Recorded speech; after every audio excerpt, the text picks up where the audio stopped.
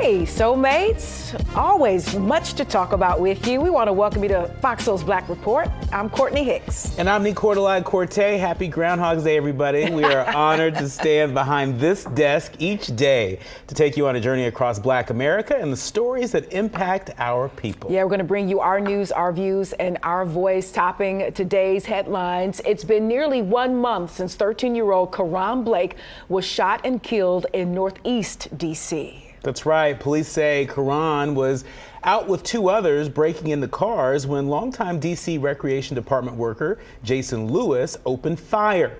Lewis is now charged with second-degree murder. Fox 5 D.C. joins us with the very latest. You should have never fired a shot of a boy, little kids, anybody messing with cars. But 13-year-old Karan Blake's grandfather, Sean Long, says he is relieved that D.C. government employee Jason Lewis is now charged with second-degree murder while armed. The shooting happened around 4 a.m. January 7th on Quincy Street Northeast. According to the arrest warrant, as Lewis fired towards Blake, Blake could be heard yelling, "I'm sorry, and I'm a kid." It should never happen. This should never happen. You should have called the police, number one. That's the first thing you should do, call the police. You don't try to take the law in your own hands because you're not Rambo. You're not Steven Seagal. You're not none of them. Just call the police and let them work it out. For some, questions remain.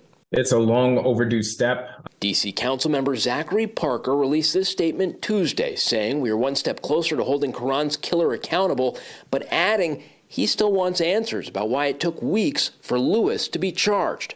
It is apparent to everyone that it shouldn't take a month for charges to be brought. And while, I don't want to get in the way of an investigation, and I trust that people working as hard as they can, it does beg the question what we need to do as a city to improve the closure rate of MPD. D.C. Police Chief Robert Conti III had this to say when asked by reporters about the length of the investigation. We want it to be methodical. We want it to be correct and not make any assumptions. We want it to follow the evidence. There was somewhat of a self-defense claim made that needed to be overcome. Mr. Lewis in this case was a licensed concealed carry permit holder on his property when the shooting happened. And we wanted to get to the bottom of this. Yeah, Lewis is being held without bond as he awaits trial. In Los Angeles, a community group and the family of a double amputee are speaking out against police after officers shot and killed him while they say he was in the middle of a mental health crisis. Now, we want to warn you, this video is disturbing. On the original cell phone video, the shots that killed Anthony Lowe can be heard, but you can't see him. Officers handcuffed him on the ground moments later. At a news conference, Lowe's family says he was shot in the back and shared that Lowe had just lost both of his legs. They say he was no threat to the armed officers because of it. And meanwhile, the stepfather of Tyre Nichols is responding to rumors regarding his son's passing. Rodney Wells denies the accusations that his son was involved with one of the officer's wives, coming to his son's defense during a prayer vigil outside of the Nichols home. Rumors have been circulating online that Tyre caught the attention of one of the officer's exes and that the traffic stop on Tyre was revenge. Although Wells says his stepson had no connection with the officer, an investigation into those claims are ongoing. Former NBA star Amari Stoudemire had a misdemeanor battery charged against him dismissed this week. Stoudemire was arrested in Florida in December after an alleged incident with his daughter. The former Phoenix Suns and New York Knicks great said in a statement he was, quote, grateful for the result after an investigation. Stoudemire's attorneys said the charge was dropped after an investigation failed to prove the accusations. And then when we first, talked about the story, we were like, whoa, we know that there's different sides to the story, but, when it allegedly involved, the hitting, maybe that crossed the line. And so it's always good sometimes to follow up on stories that have come to some sort of conclusion or completion. So a good follow up to this particular story. That was a bit disturbing in nature. Very disturbing, but, a very good point that you raised. raise, Courtney. You know, and a big part of this is sometimes we convict people in the court of public opinion when the facts don't quite pan out. And so, you know, it's important to note it was an accusation, there was an investigation, and charges, you know, were dropped. And so, it's, you know, still, you know, hearing about the case, hearing about the story doesn't necessarily give folks a whole lot of comfort, you know, but it doesn't appear that they're moving forward with those allegations. And now I'm hoping for healing, you know, for that family, whatever healing may need to take place as far as the dynamics and the relationship. So best wishes to them. Let's tap now into some Black history as we are in the second day of this fabulous month. And we're looking at accomplishments right here on FOXSOUL's Black Report. And history is being made as Time magazine named their first Black chief marketing officer. Sade Muhammad will focus on impact, market strategy, and driving business growth. Now, according to Time, Muhammad is the first CMO since the brand became an independent company in 2018. Muhammad studied magazine journalism at Newhouse School of Public Communications at Syracuse University. She received an honor as one of the International News Media Association's 30 Under 30 for achievement in advertising. Check this out. Her career started as a part of the NBC Page program. Congratulations to her. Now to a Black history fact. Texas' first nonprofit hospital for African-American patients was built in Houston's 3rd Ward in 1926. The Houston Negro Hospital was also a workplace for Black physicians. In 1961, a new wing and a new name, Riverside General. The hospital was plagued in its final years with financial and legal troubles before shutting its doors. Harris County purchased Riverside out of federal bankruptcy in 2018. Now, the new renovation plan to create a county public health care hub is expected to be completed in 2025 if funding goes as planned. And as we continue with Black History Month, we also want to honor Atlanta's very first Black police chief. In 1978, George Napier became Atlanta's 18th chief, leading the department until 1982 before becoming the city's public safety director. Napier passed away back in 2020 from long-term health complications. And it's, you know, nuggets like this and undiscovered facts like this that make the month of February so special. I know, you know, there have been past conversations that talk about the significance and the importance. Do we really need, you know, Black History Month, saying as though, you know, we're Black every day, making history every day.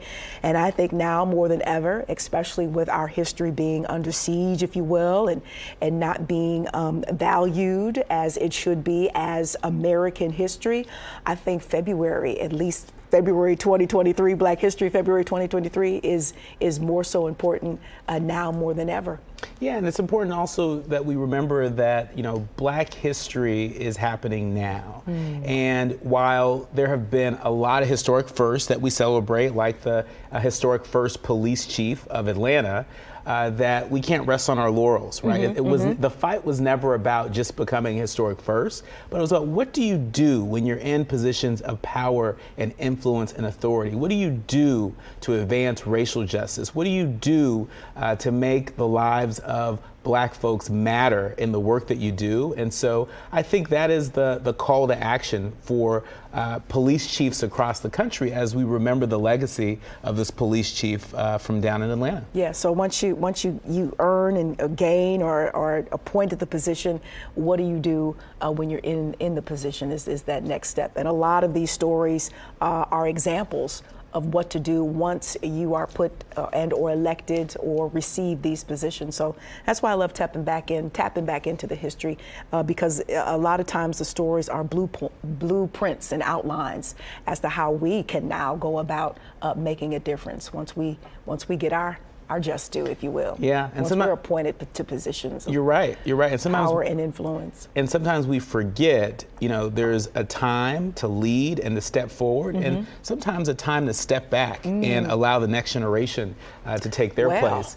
And speaking of stepping back, Mississippi's first Black female legislator says she won't seek a new term.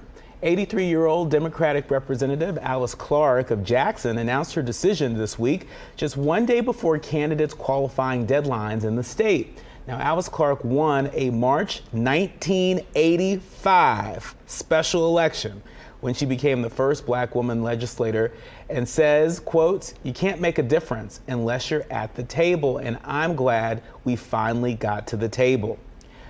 The first black man to win a seat in the Mississippi legislature in the 20th century was Robert Clark, no relation, a Democrat who was elected in 1967. Police departments nationwide say there is a major shortage of officers, and they all point to low pay as one of the reasons. The Daytona Beach Police Department has taken action to fix this. 1 year ago, officers in that area were making about $43,000 a year. Today, that's up to $50,000 a year. The mayor says it's making all the difference. It's the right thing to do, but it was also a necessary thing to do. Whether you believed it was right or not, it had to be done.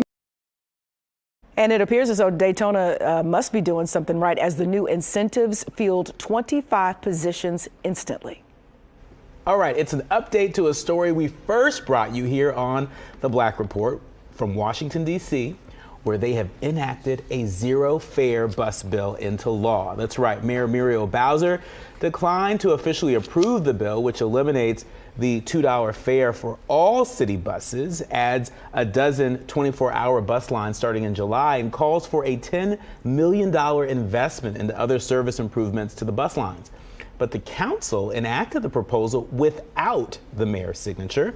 The move now makes Washington the largest U.S. city to have a fare-free transit system. Wow, is it going to set the precedent? Is everybody else going to follow suit? Especially now, I think it sends a message to us, the consumers, the riders, that, hey, you know, we feel you, and, you know, some of these costs, if we can cut them back or dismiss them entirely to help you with your day-to-day and to help cushion, if you will, some of your bottom line, then here you go. So my hope is that, you know, with D.C.